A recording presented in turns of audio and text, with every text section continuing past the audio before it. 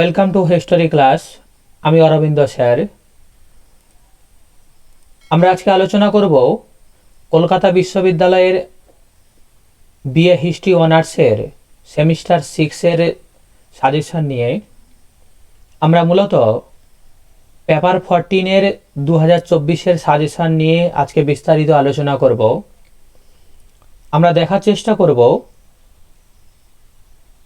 পরীক্ষার ঠিক আগের মুহূর্তগুলোতে আমাদের কোন কোন প্রশ্নগুলোর উপরে সবথেকে বেশি জোর দেওয়া জরুরি, আর কোন প্রশ্নগুলোকে কিছুটা সীমাবদ্ধতার সহিত পড়া জরুরি।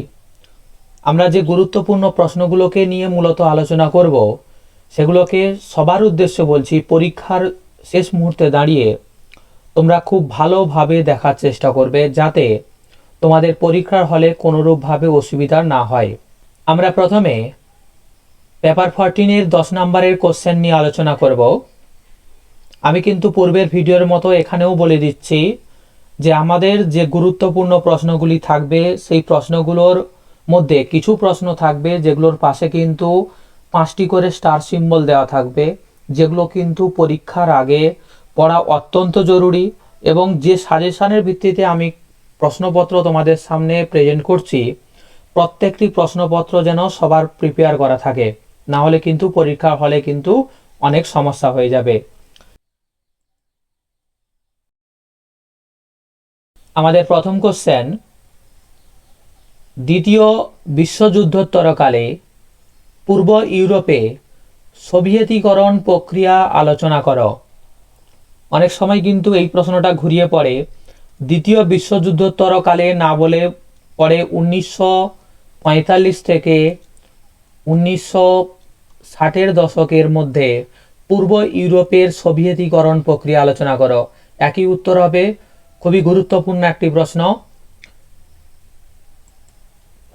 পরবর্তী প্রশ্ন,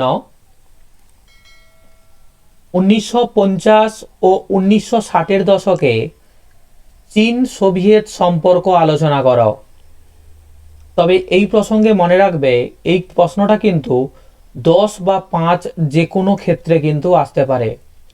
যদি 10 নম্বরে পড়ে তাহলে এই কোশ্চেনটাই পড়বে, আর যদি 5 নম্বরে কোশ্চেন পড়ে তাহলে সেখানে কোশ্চেন হবে 1950-এর দশকে চীন সোভিয়েত সম্পর্কের অবনতি আলোচনা করো, বা অবনতির প্রেক্ষাপট আলোচনা করো। যে কোনো রূপ কোশ্চেন পড়তে পারে, তাই সেরকমভাবে প্রস্তুতি রাখার চেষ্টা করবে। নেক্সট কোশ্চেন, ইন্দোচীনে ফরাসি ঔপনিবেশিক শাসনের অবসান কিভাবে হয়েছিল? কোশ্চেনটা কিন্তু অনেকে ভালো করে দেখার চেষ্টা করবে। এখানে প্রচুর পরিমাণে নাম রয়েছে, যে নামগুলোকে মনে রাখা অত্যন্ত জরুরি। কেন কিছু প্রশ্ন থাকে, কিছু কিছু নামকে আন্ডারলাইন করে কিন্তু নাম্বার মূলত দেওয়া হয়। সেক্ষেত্রে কিন্তু কেউ নামগুলোকে ভুলে গিয়ে ভুলভাল কোনো নাম লেখার চেষ্টা করবে না। পরবর্তী প্রশ্ন, ভিয়েতনাম যুদ্ধে মার্কিন হস্তক্ষেপের প্রকৃতি আলোচনা করো।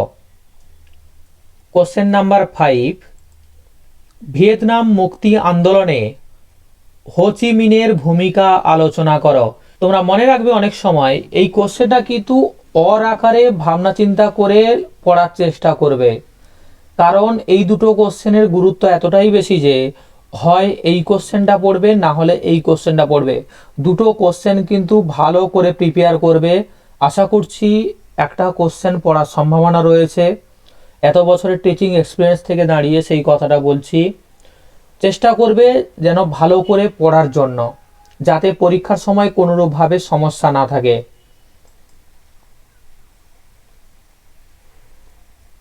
পরবর্তী প্রশ্ন, ঠান্ডা লড়াইয়ের সূচনা পর্বে ট্রুম্যান বিধান কি ভূমিকা পালন করেছিল?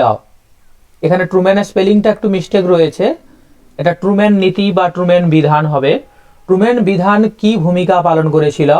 এই কোশ্চেনটাও কিন্তু 10 বা 5 যে কোনো ক্ষেত্রে হতে পারে, অর্থাৎ এই কোশ্চেনটাও কিন্তু খুবই গুরুত্বপূর্ণ একটা প্রশ্ন।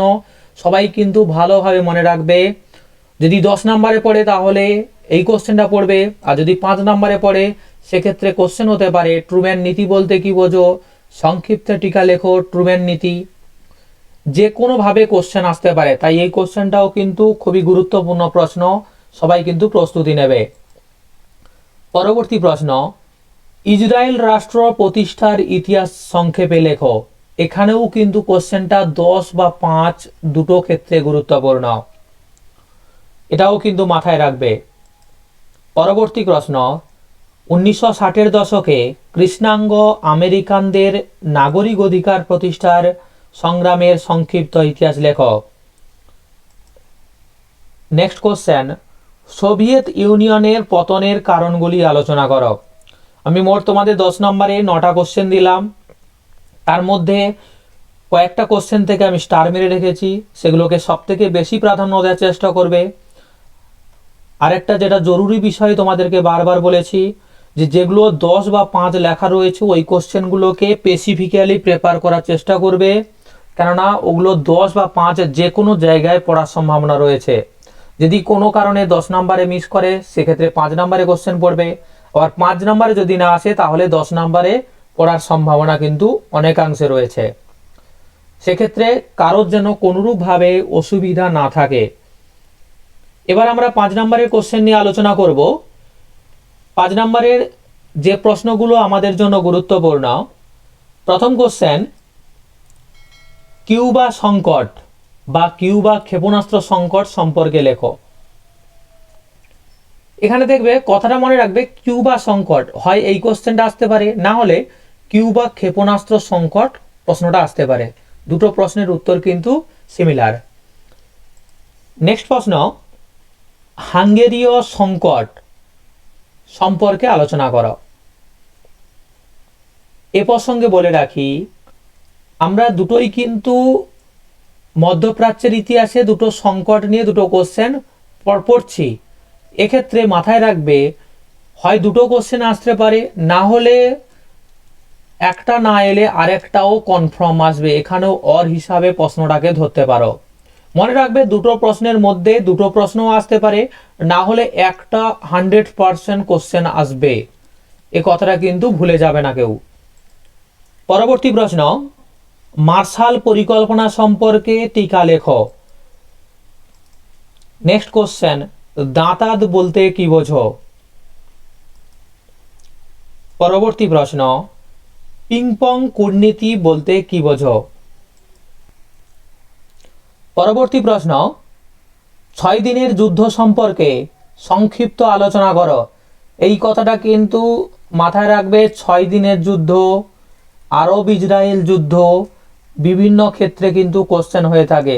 যদি কেউ জানো 6 দিনের যুদ্ধ কোন যুদ্ধকে বলা হয়, কেন বলা হয়, তার পক্ষে কিন্তু অপোজিট উত্তর লেখা কোনো অংশে অসুবিধা হবে না। তাহলে আরব ইসরায়েল দ্বন্দ্বের প্রেক্ষাপটে আমরা 6 দিনের যুদ্ধ কথাটা ব্যাখ্যা করে থাকি। যদি এটা না পড়ে আরব ইসরায়েল যুদ্ধের প্রেক্ষাপট আলোচনা করতে বলে, তাহলে সেটাও কিন্তু লিখতে পারবে আশা করছি। সেক্ষেত্রে দ্বিতীয় আরব ইসরায়েল যুদ্ধ কোশ্চেনটা পড়লে সব থেকে ভালোভাবে লিখতে পারবে। পরের কোশ্চেন, 1990-91 সালের উপদ্বীপের যুদ্ধের প্রেক্ষাপট আলোচনা করো। নেক্সট কোশ্চেন, বর্ণ বৈষম্য বা আপারথেইডের উপর একটি সংক্ষিপ্ত টিকা লেখো। কোশ্চেন নাম্বার 9, কেনিয়ার মাউ মাউ আন্দোলন সম্পর্কে সংক্ষিপ্ত টিকা লেখো। আমি তোমাদের 10 নম্বরের প্রশ্নের জন্য যেমন 9টি প্রশ্নকে সাজেস্ট করেছি, তেমনি 5 নম্বরের ক্ষেত্রে কিন্তু 9টি প্রশ্নকেই কিন্তু সাজেস্ট করেছি। আবার এই 10 এবং 5 নম্বরের কোশ্চেনের মধ্যে এমন কিছু প্রশ্ন রয়েছে যেগুলোকে আমি স্টার সিম্বল দিয়ে চিহ্নিত করে দিয়েছি, তার গুরুত্বটাকে বুঝিয়ে দেওয়ার চেষ্টা করেছি যে ওই প্রশ্নগুলো তোমাদের জন্য কত অংশে গুরুত্বপূর্ণ। তোমরা চেষ্টা করবে সবাই খুব ভালোভাবে প্রিপারেশন নেওয়ার জন্য, এবং বারবার ধরে কথাটা বলছি, শেষ মুহূর্তে দাঁড়িয়ে এই প্রশ্নগুলোকে প্রস্তুতি নেওয়ার চেষ্টা করবে। আশা করছি তোমাদের পরীক্ষার সময় কোনোরূপভাবে সমস্যা হবে না। সবাই চ্যানেলটিকে সাবস্ক্রাইব করে রাখো, পরবর্তী সাজেশনের ভিডিও খুব তাড়াতাড়ি আসছে। Thank you everyone.